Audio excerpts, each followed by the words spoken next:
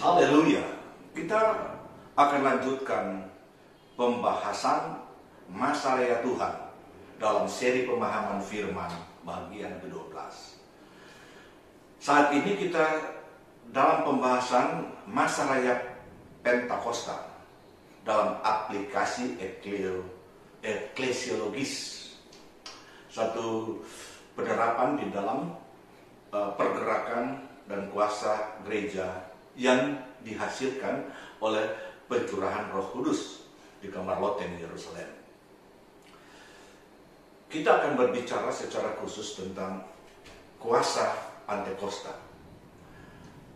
bahwa gereja untuk bisa bergerak dan mencapai tujuan akhir sebagaimana yang ditetapkan oleh Tuhan untuk mencapai gereja yang dewasa sempurna, maka tak dapat tiada gereja harus memiliki kuasa Pentakosta.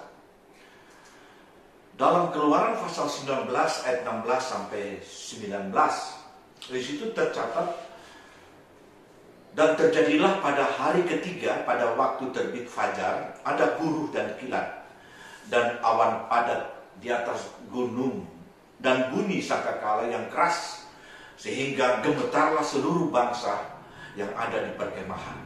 Lalu Musa membawa bangsa itu keluar dari perkemahan untuk menjumpai Allah, dan berdirilah mereka pada kaki gunung.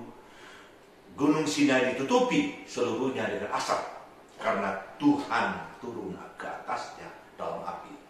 Asapnya membubung seperti asap dari dapur, dan seluruh gunung itu gemetar sangat.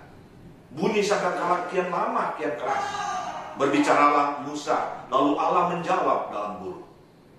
Itu adalah pernyataan atau catatan tentang peristiwa yang sangat hebat dan dahsyat yang terjadi dengan bangsa Israel di daerah Bukit Sinai.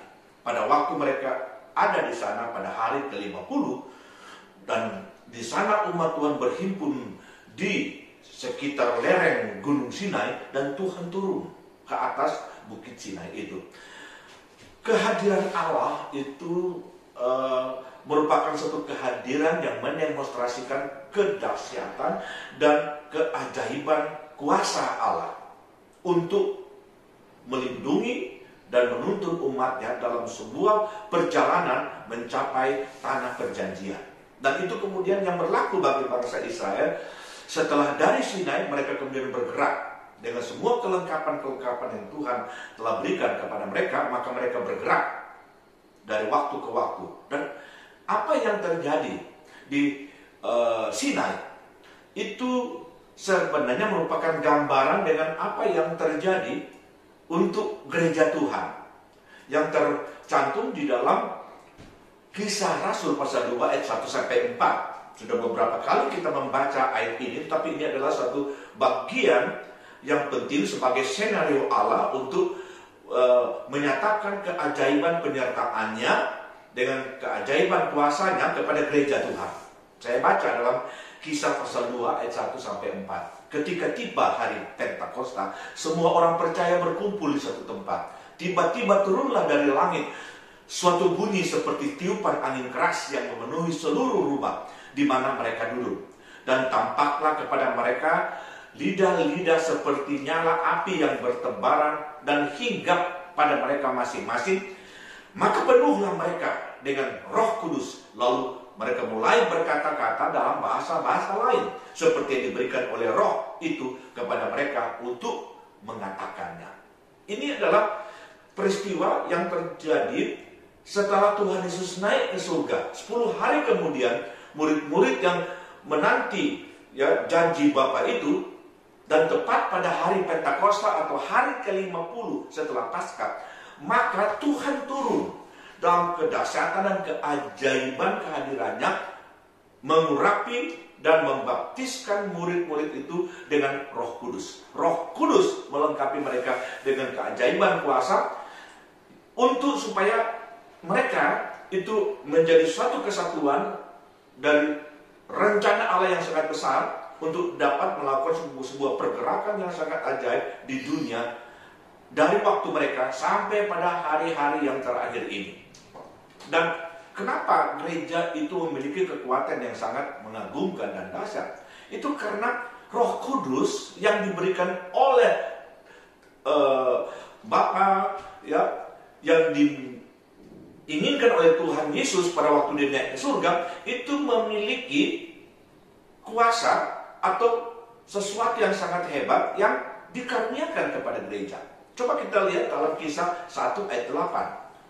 Tetapi kamu akan menerima kuasa kalau Roh Kudus turun ke atas kamu, dan kamu akan menjadi saksiku di Yerusalem dan di seluruh Yudea dan Samaria dan sampai ke ujung bumi. Jadi ada satu pernyataan di sini bahwa gereja itu mengemban suatu tanggung jawab dan tugas yang dikatakan di dalam Matius pasal 28 ayat 18 sampai 20 tentang amanat agung Tuhan Yesus Kristus yang mereka harus bawa, harus sampaikan, dan harus menghasilkan hasil-hasil yang sesuai dengan rencana Tuhan. Artinya Tuhan ingin supaya ada suatu pergerakan yang menghasilkan banyak jiwa yang dibawa kepada Tuhan, dan untuk bisa menghasilkan hal-hal yang sangat luar biasa, khususnya dalam memenangkan jiwa-jiwa, baik di Yerusalem, di seluruh Yudea, dan sampai ke ujung bumi, itu tidak mungkin dengan kekuatan para murid, kekuatan kita. Tetapi Tuhan Yesus mengerti dan mengetahui, maka Tuhan melengkapi mereka dengan kuasa. Dikatakan, tetapi kamu akan menerima kuasa kalau Roh Kudus turun ke atas kamu. Jadi kalau gereja ingin mencapai hasil-hasil daripada mereka secara luar biasa, maka perlu Roh Kudus turun ke atas mereka. Karena dengan Roh Kudus turun, dengan mereka menerima kuasa, menerima Roh Kudus, maka mereka sekaligus menerima kuasa. Nah, kuasa yang dikatakan oleh Tuhan Yesus itu kira-kira dimensinya, kehebatannya itu sampai sejauh mana? Saya membaca di dalam bahasa asli kata kuasa yang ditulis dalam Kisah 1 ayat 8 itu ditulis dengan kata dunamis, ya. Kata dunamis. Dunamis atau kuasa itu dalam terjemahan Inggris itu diterjemahkan dalam 3 dimensi atau dalam 3 pemahaman tentang kuasa. Pertama, dunamis itu mempunyai pengertian dynamic. Dynamic di Indonesia kan menjadi dinamis. Nah, dynamic itu dijelaskan sebagai power which belong to riches and wealth. Atau dalam pengertian sederhana dalam bahasa kita, kuasa yang menjadi milik orang-orang yang berhasil dan sehat. Jadi kita perhatikan di sini bahwa kamu akan memperoleh kemampuan, ya, kehebatan sebagai suatu kesatuan gereja menjadi gereja yang sangat dinamis. Itu akan mengantar kita untuk mencapai hasil-hasil yang maksimal. Soalnya dikatakan itu akan menjadi bagian daripada kita yang akan mengantar kita pada keberhasilan dan menjadi gereja yang sehat. Kita lihat bahwa kata pertama, dunamis, itu artinya dynamic. Kita menjadi gereja yang dinamis. Gereja yang tidak akan berhenti untuk memberitakan Injil dan memenangkan jiwa dan membuat gereja itu makin bertumbuh. Kita ketahui bahwa pada waktu hari pertama saja, Rasul Petrus berdiri di hadapan orang-orang Yerusalem yang ribuan orang yang berkerumun di sekitar kamar lotek Yerusalem itu 3.000 jiwa itu dijamah oleh kuasa ini, ya, dijamah oleh Tuhan lewat perkataan-perkataan Rasul Petrus yang kemudian mengantar mereka menjadi suatu kelompok gereja yang luar biasa yang baru di Yerusalem, menjadi satu pergerakan gereja yang sangat hebat sekali. Yang kedua, kata dunamis itu diterjemahkan dengan kata dynamo, ya, kata dynamo atau dinamo, ya, kata dinamo. Itu kata itu mempunyai pengertian yang sederhana. Itu disebut inherent power, ya, atau kuasa yang melekat yang sudah menjadi sifatnya. Kuasa yang melekat yang sudah menjadi sifat. Jadi dia itu merupakan satu kuasa yang akan menghasilkan kuasa yang lain dengan sendirinya. Seumpama kalau kita di Jawa Barat atau Jakarta, itu ada sumber utama dari kuasa atau power, ya. Itu berasal dari sebuah dinamo besar atau dinamo yang sangat besar yang ada di Jatiluhur. Di sana itu pusat listrik tenaga air. Pusat listrik tenaga air itu intinya itu ada pada dinamo. Pada waktu turbin-turbin itu air yang terus mengalir dan memutar itu dinamo, sepanjang dinamo itu berputar, maka dia akan melepaskan power, kuasa yang kemudian hantar oleh jaringan-jaringan Sutet ke berbagai kawasan di seluruh Jawa Barat, kemudian ke Jakarta.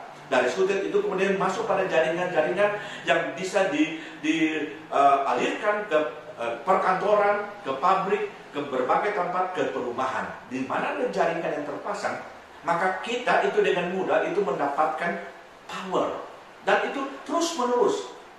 Bahwa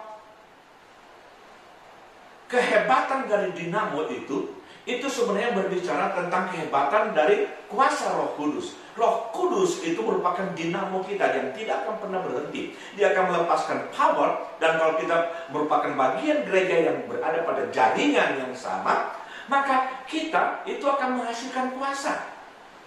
Menghasilkan kuasa dengan luar biasa. Dan itu sebabnya kita melihat bahwa pada waktu Tuhan Yesus berhadapan dengan orang lumpuh itu kemudian bisa bangkit karena kuasa dinamo itu ada padanya. Kuasa yang luar biasa itu melekat pada dirinya. Tetapi juga sama pada waktu Petrus dan Yohanes berjalan memasuki bait Allah, lalu kemudian berjumpa dengan seorang yang lumpuh sudah 40 tahun sejak lahir. Dia berkata, emas dan perak tidak ada padaku, tapi dalam nama Yesus orang Nazaret berjalanlah.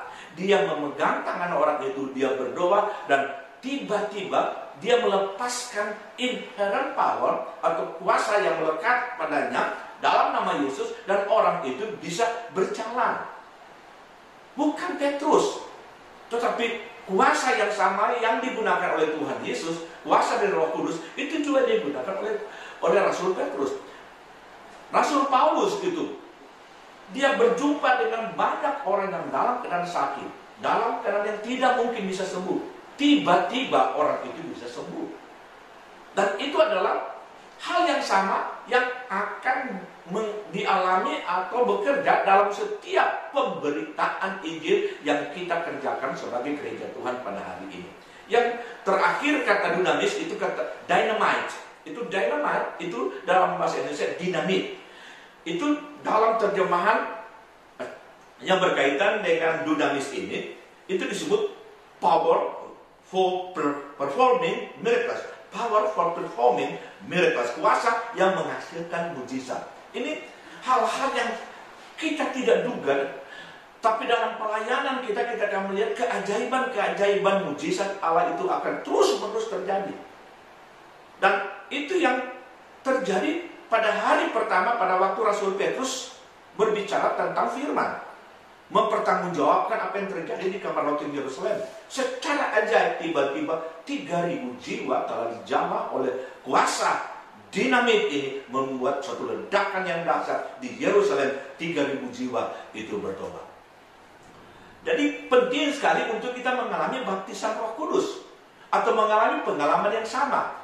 Sebagaimana bangsa Israel mengalami pengalaman di Sinai, di mana Tuhan turun dan melengkapi mereka dengan semua kelengkapan untuk perjalanan mencapai tanah perjanjian, dan juga sebagaimana Rasul Petrus dan teman-temannya itu kemudian dilengkapi dengan kuasa Roh Kudus dan kemudian melayani dan menghasilkan hasil-hasil yang luar biasa dalam pelayanan mereka.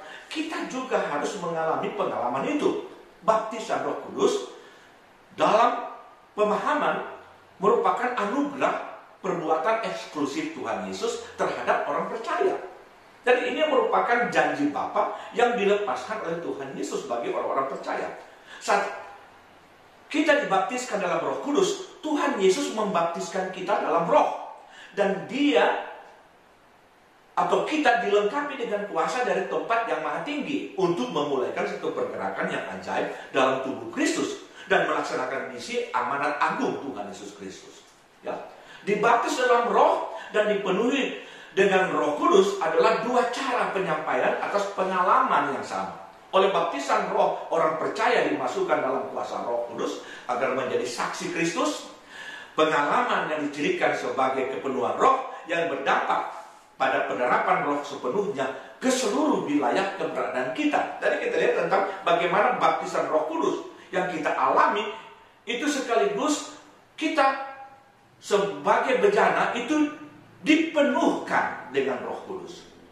Kita masuk dalam pengalaman Roh Kudus, hidup kita dipenuhkan dengan Roh Kudus, dan dalam pelayanan kita akan terus dipenuhkan dengan Roh Kudus. Maka itu kita berbicara tentang pengurapan, dan pengurapan sebenarnya kita sedang berbicara tentang supaya kita terus dipenuhi dengan Roh Kudus. Karena tanpa Roh Kudus, kata-kata kita itu akan menjadi kata-kata yang biasa, kata-kata yang hanya mungkin bisa menarik perhatian orang yang mendengarnya, tetapi tidak bisa merubah hati dan kehidupannya. Ya. Nah, bahwa baptisan Roh Kudus, pengalaman dengan Roh Kudus itu adalah pengalaman untuk membawa kita untuk membangun satu komunikasi baru. Kalau tadinya kita terpisah dari Allah, tapi dengan pengalaman Roh Kudus itu kita kemudian dibawa dalam satu hubungan yang sangat akrab, makin lama makin akrab, di mana kita bisa berkomunikasi dengan Allah. Coba kita lihat apa yang terjadi di Sinai. Ya. Dalam Keluaran pasal 19 ayat 19, di Bukit Sinai terjadilah dialog yang akrab antara Musa dengan Allah. Di situ dikatakan, berbicaralah Musa, lalu Allah menjawabnya dalam huruf. Jadi ini Musa mewakili bangsa Israel itu tiba-tiba membangun satu komunikasi yang akrab dengan Allah. Berbicara Musa dan Allah menjawab. Pada waktu pencurahan Roh Kudus, baptisan Roh yang berlangsung di kamar loteng Yerusalem maupun di rumah Kornelius yang dicatat dalam Kisah Rasul pasal 10 itu, atau di tempat manapun yang dicatat dalam buku Kisah Rasul, atau di tempat merupakan salah satu tanda utama dan pertama adalah mereka berkata-kata dengan bahasa roh. Mereka berkata-kata dengan bahasa yang lain. Jadi lidah mereka yang tadinya najis, tak layak berkomunikasi dengan Allah yang Maha Kudus, sekarang telah dijamah dan dirubah oleh Allah. Kenapa perlu baptisan Roh Kudus? Baptisan Kudus itu adalah supaya kita bisa berkomunikasi dengan Allah. Nah, untuk bisa berkomunikasi dengan Allah, maka kita harus mengalami perubahan pertama. Perubahan pertama adalah perubahan pada lidah kita. Karena berkomunikasi itu berkaitan dengan bagaimana lidah kita akan mengutarakan kata-kata yang benar dan baik. Padahal kita sebagai orang berdosa, lidah kita itu sudah dinajiskan oleh dosa dan tidak layak itu digunakan untuk membangun hubungan percakapan dengan Bapa Surgawi. Tapi puji Tuhan, pada waktu Roh Kudus dicurahkan, yang pertama-tama ditekankan di sana bahwa lidah mereka itu kemudian dijamah khusus oleh Allah, dan kemudian Roh Kudus menggunakan lidah itu untuk mengutarakan bahasa yang dikenal sebagai bahasa roh, bahasa lain, bahasa lidah. Kita lihat apa yang dikatakan di dalam Kisah 2 ayat 4. Pada waktu pencurahan Roh Kudus mula-mula di ruang atas, pada 120 murid yang berhimpun berdoa diinformasikan sebagai berikut. Maka penuhlah mereka dengan Roh Kudus, lalu mereka mulai berkata-kata dalam bahasa lain seperti yang diberikan Roh itu kepada mereka untuk mengatakannya. Jadi bukan bahasa-bahasa yang direkayasa, diucapkan sekadar mengikuti orang yang lain yang mungkin telah mengucapkan bahasa roh. Atau mungkin kita belajar dari suatu kursus berbahasa roh, lalu kemudian kita gunakan itu di dalam mencoba membangun hubungan dengan Allah. Itu tidak bisa. Yang pertama, Roh Kudus memang sudah masuk memenuhi hidup kita dan kemudian menjamah lidah kita, dan Roh Kudus lah yang akan memberikan bahasa-bahasa lain, bahasa roh atau bahasa lidah. Demikian pula terjadi dalam persekutuan orang-orang percaya yang bukan Yahudi yang terjadi di rumah Kornelius yang kita lihat dalam Kisah pasal 10 ayat 44 sampai 46. Dan semua orang percaya dari golongan bersunat yang menyertai Petrus tercengang-cengang karena melihat bahwa karunia Roh Kudus dicurahkan ke atas bangsa-bangsa lain juga, sebab mereka mendengar orang-orang itu berkata-kata dalam bahasa roh dan memuliakan Allah. Jadi kita lihat sama, bahwa mereka berkata-kata dalam bahasa roh dan memuliakan Allah. Jadi perlu kita memahami tentang kenapa baptisan Roh Kudus itu selalu ditandai dengan bahasa roh. Bahasa roh dalam terjemahan yang asli itu sebenarnya speaking in tongue. The speaking in tongue itu berbahasa lidah, berbahasa lain atau berbahasa lidah. Lidah, seperti tadi saya katakan, itu adalah inti dari semua perbuatan-perbuatan jahat yang bisa dilakukan oleh seseorang. Karena kita berdosa, kita bisa menipu, kita bisa mengucapkan kata-kata yang menyakiti hati orang, kita bisa melakukan ya hal-hal yang sangat buruk, bisa memprovokasi orang, bisa membuat dua kelompok itu bisa bertikai, dan bisa menjadi sesuatu yang sangat buruk sekali terjadi di sekitar kita, di bangsa kita, hanya dengan lidah. Kita harus tahu the power of tongues itu luar biasa. Kuasa dari lidah itu luar biasa. Maka itu Rasul atau Yakobus itu berkata dalam Yakobus 3 ayat 5, demikian juga lidah, walaupun satu anggota kecil dari tubuh, namun megahkan perkara-perkara yang besar. Lihatlah betapapun kecilnya api, ia dapat membakar hutan yang sangat besar. Tadi kita lihat bahwa kenapa perlu lidah itu diurapi secara khusus, diubahkan secara khusus. Karena kalau tidak diubahkan, lidah ini akan melakukan perkara-perkara yang sangat jahat. Tetapi sebaliknya, kalau dia dijamah dan diubahkan, maka kita akan menjadi orang-orang yang sangat hebat. Bagaikan Petrus yang kemudian dengan lidahnya dalam waktu tempo berbicaranya mungkin tidak sampai 1 jam, itu 3.000 jiwa telah berhasil dibenarkan. Ingat, kuasa Pantekosta yang utama itu terletak pada lidah yang telah diurapi. Ya, menaklukkan, memenangkan ribuan jiwa bagi kerajaan Allah itu bukan terletak pada pikiran, tetapi pada lidah yang diurapi. Kalau pada pikiran memang kita tahu, kita punya kemampuan berpikir teologis yang sangat hebat. Tapi kalau kita tidak mampu untuk mengutarakan dalam urapan kuat kuasa Roh Kudus dengan lidah, dengan perkataan yang benar dan bertanggung jawab, maka omong kosong semua itu. Tapi walaupun mungkin kita hanya berpengetahuan yang biasa-biasa saja, tetapi kalau lidah kita telah diubahkan oleh Tuhan, telah diurapi, maka setiap perkataan yang kita sampaikan itu mengandung kuasa yang bisa menjamah hati orang dan membuat banyak orang bisa bertobat. Kita lihat tentang bagaimana prosedur atau proses di mana bahasa-bahasa roh itu kemudian berkembang di dalam kehidupan gereja. Selanjutnya dalam pemanfaatannya, kita lihat bahasa roh beroperasi dalam kehidupan gereja dalam 3 kategori. Ada 3 kategori utama.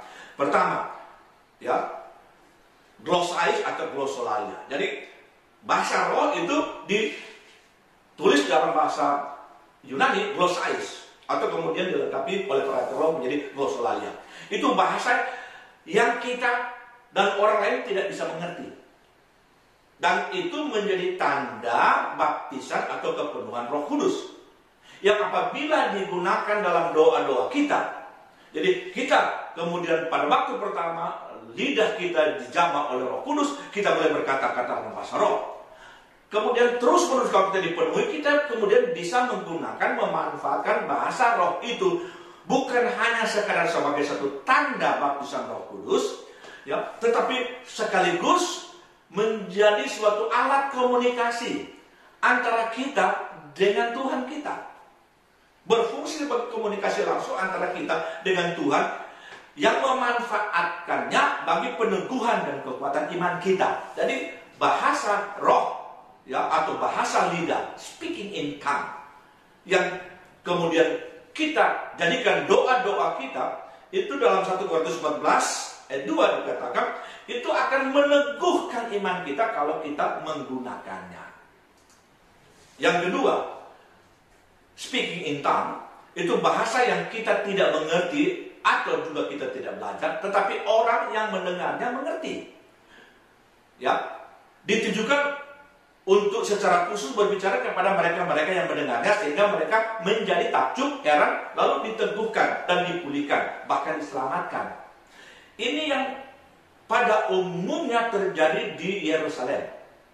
Di samping khotbah Petrus, mereka itu juga kemudian terkagum-kagum dengan orang-orang dari Galilea ini yang mengucapkan bahasa-bahasa mereka. Sebab pada hari itu adalah hari Pentakosta, hari raya Pentakosta. Jadi orang-orang Yahudi dari berbagai negara, dari berbagai kota, dari berbagai tempat itu datang, dan mereka sudah biasa dengan bahasa mereka di mana mereka tinggal. Di samping mereka menggunakan bahasa Ibrani, mereka juga menggunakan bahasa dari mana mereka datang. Ada bahasa Elam, bahasa Arab, ya, karena mereka tinggal di daerah itu, Mesopotamia dan sebagainya.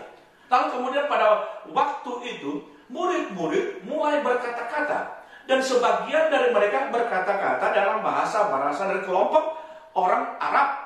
Mereka bisa tahu, ini orang biasa tapi kok berbicara dalam bahasa mereka. Dalam ketakjuban mereka, firman telah disampaikan dan menjamah hati mereka. Jadi kita bisa lihat di sini bahwa Tuhan menggunakan karunia bahasa roh ini secara khusus, di mana kita tidak pernah belajar, tapi kemudian kita bisa mengucapkannya. Karena di sana ada orang-orang yang mendengar, yang mengerti apa yang kita ucapkan. Lalu mereka justru karena kekaguman akan kemampuan kita berbahasa, pada mereka tahu kita tidak tahu bahasa itu, lalu Roh Kudus kemudian menghidupkan kebenaran yang kita ucapkan, mereka bisa bertobat. Jadi kita lihat ini adalah bagian kedua dari bahasa lidah, ya, bahasa roh yang muncul di kamar loteng Yerusalem. Dari sana dicatat terhimpun kurang lebih, ya, dari 17 suku bangsa.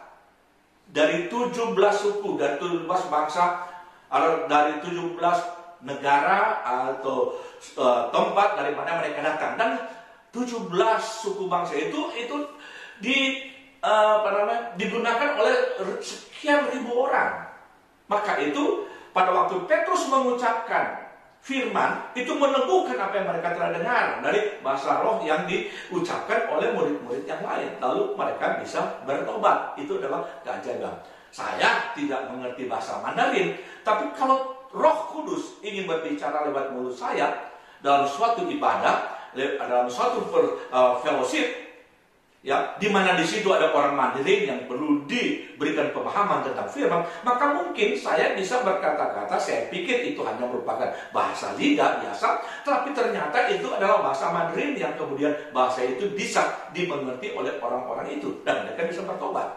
Yang ketiga, karunia bahasa roh. Jadi bahasa roh itu juga pada suatu pemahaman yang Rasul Paulus sampaikan dalam 1 Korintus pasal 12 itu bisa menjadi karunia bahasa roh.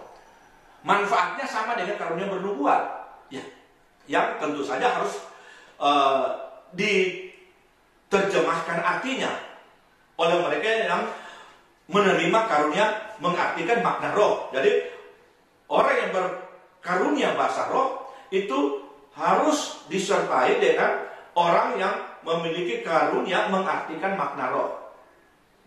Dalam 1 Korintus 14, kalau tidak ada orang yang mengartikannya, padahal ini adalah suatu berita yang penting, maka orang itu harus berdoa supaya dia dapat mengartikan makna roh yang telah diutarakan tadi.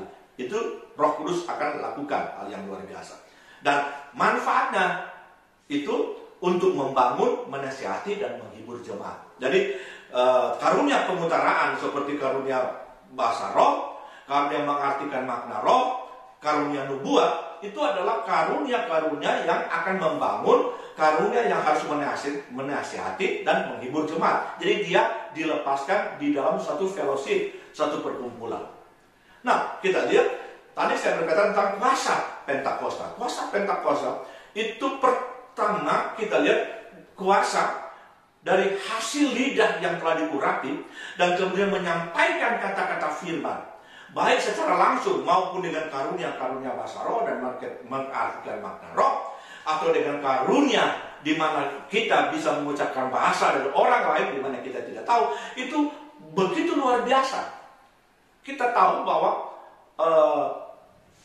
pengucapan itu bisa dapat memprovoke orang, membuat orang itu bisa berhasil diprovokasi karena dengan ucapan-ucapan yang kita gunakan dengan cara-cara tertentu. Tapi itu bisa kemudian membawa mereka dalam pertobatan, dalam pengertian untuk mereka beralih dari perbuatan yang salah dan melakukan perbuatan baik.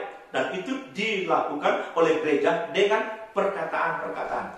Yang berikut, kuasa Pentakosta itu akan membuat gereja menjadi satu persekutuan atau satu pergerakan kesatuan tubuh Kristus. Gereja adalah tubuh Kristus.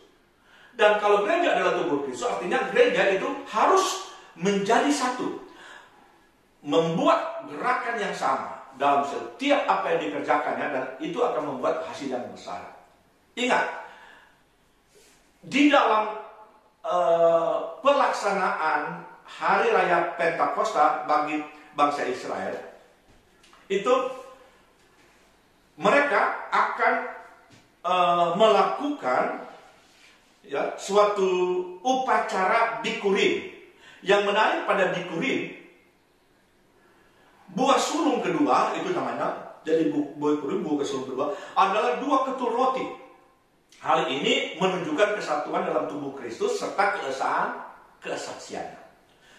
Dr. Kevin Conner dalam bukunya The Feast of Israel berkata begini, 2 ketul roti unjukan berbicara dari hal saksi dan kesaksian. Bisa juga digunakan sebagai simbol 2 kelompok etnis di saat Roh Kudus dicurahkan pada hari Pentakosta, yang mengguncangkan dan membuat keduanya menjadi satu manusia baru, baik Yahudi dan non-Yahudi. Keduanya, Yahudi dan non-Yahudi, itu bersama-sama menyaksikan kepada dunia yang belum dibarui tentang kuasa Injil Kristus dan perbuatan Roh Kudus. Ketul yang pertama itu terjadi di Yerusalem, muncul di Yerusalem, dan ketul yang kedua bikurim untuk gereja itu terjadi di rumah Kornelius. Itu yang pertama itu adalah Israel, kegoncangan di Israel, dan yang kedua itu kegoncangan non Israel di rumah atau di keluarga-keluarga bukan Israel. Dan dari situ mulai terjadi pergerakan yang sangat dahsyat. Kita disatukan, dalam pemahaman yang Rasul Paulus sampaikan, we are one body in Christ, we are one body in Christ. Dalam Efesus pasal 1 ayat 22 dan 23. Dan segala sesuatu telah diletakkannya di bawah kaki Kristus, dan dia telah diberikannya kepada jemaat sebagai kepala dari segala yang ada. Jemaat yang adalah tubuhnya, yaitu kepenuhan dia yang memenuhi semua dan segala sesuatu. Ada ditegaskan khususnya dalam Efesus pasal 1, dia telah berkata tentang kita ada di dalam dia. Karena kita ada di dalam dia, maka kita merupakan satu kesatuan dan menjadi tubuh Kristus. Kita adalah tubuhnya, gereja, dan dia itu adalah kepalanya. Dia itu adalah kepala, seperti yang dikatakan dalam Kolose 1:19. Kita adalah tubuhnya. Nah, kalau kita merenungkan tentang apa yang Tuhan kerjakan pekerjaan kuasa Roh Kudus yang menyatukan kita, maka sebenarnya kita merupakan satu kekuatan yang maha dahsyat yang sebenarnya dapat memenangkan dunia bagi kerajaan Allah.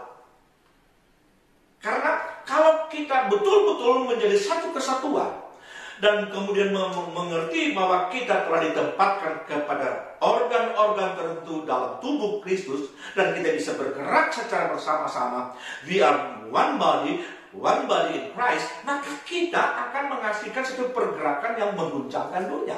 Itu yang memang sudah terjadi pada murid-murid pada abad pertama pada waktu itu. Ya, pada waktu mereka kemudian menjadi sebuah gereja, ya, mereka kemudian dapat melakukan hal-hal yang luar biasa sehingga menggoncangkan kekaisaran Romawi.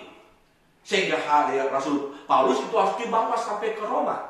Tetapi di Roma juga dia membuat kegoncangan karena bagian tubuh Kristus itu bersama-sama. Saya kira itu hampir sama seperti yang dinubuatkan atau digambarkan dalam kitab Yesaya pasal 37 ayat 10. Sebenarnya itu adalah gambaran dari bangsa Israel yang sudah terpuruk, yang sudah tidak berdaya. Ya, mereka itu bagaikan tulang belulang yang sudah terserak-serak di lembah Yesaya. Tapi kemudian Tuhan memberikan gambaran bahwa kondisi itu bisa dipulihkan oleh firman dan roh.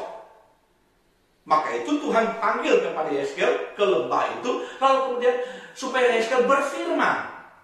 Maka pada waktu dia berfirman, tulang belulang itu kemudian mencari pasangannya. Lalu kemudian dilengkapi dengan daging-daging. Itu firman yang luar biasa. Tetapi belum hidup, belum bergerak. Maka dalam ayat 10 dalam Yesaya pasal 37, lalu aku bernubuat seperti yang diperintahkannya kepadaku, dan nafas hidup itu masuk di dalam mereka sehingga mereka hidup kembali. Mereka menjejakkan kakinya suatu tentara yang sangat besar.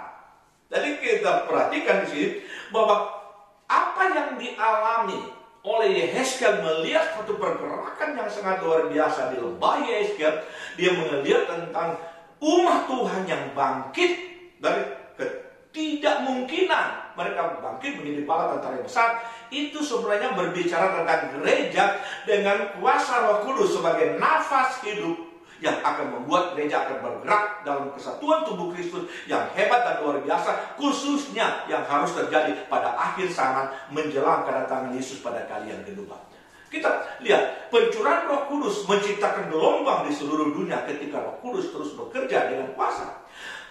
Pentakosta adalah pusat, tetapi gempa bumi yang memberikan guncangan lanjutan. Suara-suara tersebut terus berlanjut pada setiap zaman. Jadi teologi roh yang tidak memasukkan doa dan urapan kuasa Pentakosta untuk kebangunan rohani bukanlah teologi Roh Kudus yang benar. Nah, kita berdoa supaya pemahaman pengertian kita tentang pengajaran-pengajaran firman itu harus disertai dengan doa dan pengurapan Roh Kudus, supaya apa yang kita tahu itu kita bisa aplikasikan di dalam pelayanan kita yang akan membuat satu kesatuan tubuh Kristus yang bekerja secara dahsyat untuk memenangkan dunia bagi kerajaan Allah. Sesuai dengan petunjuk Kristus dalam Kisah 1 ayat 8 yang kita sudah baca tadi. Bagian demi bagian areal yang dijangkau dan dimenangkan, Yerusalem, Yudea, Samaria, bahkan sampai ke ujung bumi, itu satu penerobosan ilahi yang dilaksanakan oleh orang-orang yang dipilih langsung oleh Kristus Yesus. Seluruh bagian dunia bergoncang. Hanya dalam tempo 65 tahun, hampir seluruh dunia yang beradab di bawah kekaisaran Romawi pada waktu itu telah mendengar dan dipengaruhi oleh Injil Kristus. Kalau itu pernah terjadi pada gereja mula-mula, saya berdoa supaya itu akan dialami oleh kita pada gereja yang terakhir menjelang kedatangan Tuhan pada kali yang kedua. Biarlah lidah kita kiranya diurapi, diubahkan oleh Roh Kudus supaya kita dapat mengucapkan kata-kata firman yang penuh kuasa bagaikan pedang yang bermata dua, yang kemudian dapat membuat orang-orang harus mengambil keputusan ikut Kristus atau kemudian harus binasa. Dan kita berdoa supaya banyak jiwa bisa mengambil keputusan seperti yang terjadi di Yerusalem. Apa yang kami harus berbuat supaya kami bisa selamat? Kita berdoa supaya Tuhan akan berkati kita dan kita bisa melakukan satu pergerakan secara bersama. Kita tidak bisa lagi bergerak secara sendiri-sendiri. Karena yang Tuhan ingin lihat pada akhir zaman itu pergerakan secara bersama. Yang Dia tahu gereja itu hanya ada satu. Dan gereja itu adalah tubuh Kristus. Mari kita dari berbagai denominasi, dari berbagai organisasi, dari berbagai gereja-gereja lokal, kita berdoa supaya Roh Kudus akan menyatukan persepsi dan pandangan kita. Supaya kita akan melihat rencana Tuhan. Bahwa gereja itu akan muncul sebagai pemenang, bukan sebagai orang yang kalah, tetapi orang yang lebih daripada pemenang. Tuhan memberkati kita. Terima kasih Tuhan. Kami bersyukur karena Engkau adalah Tuhan yang adalah aplikasi eklesiologis dari Pasaraya Pentakosta itu sangat dahsyat dan mengagumkan, bahwa Engkau akan membuat kami menjadi orang-orang yang sangat bermanfaat. Biar lidah-lidah kami itu mempunyai power, kuasa dinamis yang bisa melakukan perkara besar. Dan kami menjadi satu kesatuan yang tidak bisa dilepaskan antara satu sama lain, menjadi tubuh Kristus yang bergerak maju dan menang pada akhir zaman. Dalam nama Yesus, haleluya, amin.